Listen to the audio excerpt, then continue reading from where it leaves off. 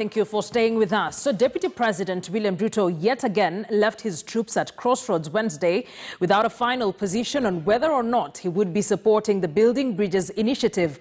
But what options does Ruto have as a signature collection drive nears end?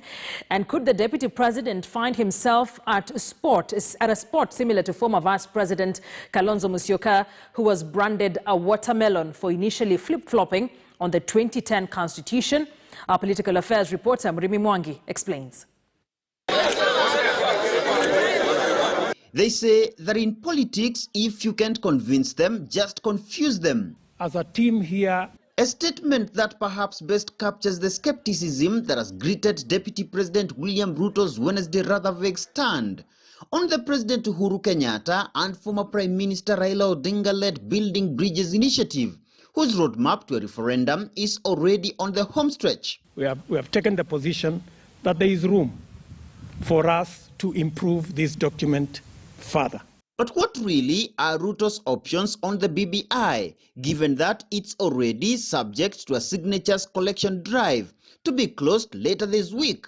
And could the 2022 presidential hopeful and himself the unpopular indecisive tag, akin to Wiper leader Kalonzo Musyoka's watermelon label that has haunted his political career since his last-minute support of the 2010 Constitution referendum bill?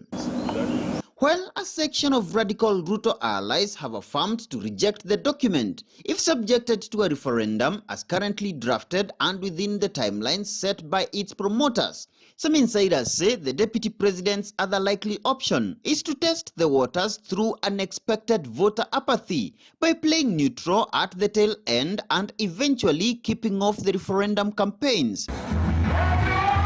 A strategy some analysts argue could be Ruto's attempt to deflate the pre-2022 BBI-generated momentum, particularly within the Kenyatta-Odinga-led pro-BBI camp. We are just hoping that they could listen to us, because we are talking for Wanjiku, and we know what Wanjiku is going through today.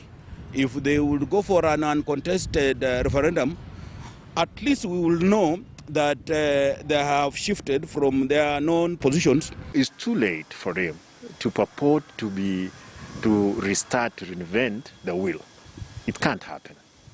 Already, Remy, we are correcting the signatures. We are returning actually signatures tomorrow. A low voter turnout at the referendum, either due to lack of a formidable opponent against the document should Ruto eventually keep off, or the raging economic turmoil following the COVID-19 pandemic, some analysts argue could be politically interpreted as the lack of enthusiasm towards the Kenyatta succession roadmap, anchored on political formations resulting from the BBI referendum. The civic education that we are going to go through will help in raising awareness about the changes. And then the build-up will be to encourage people to come out and vote, whichever way.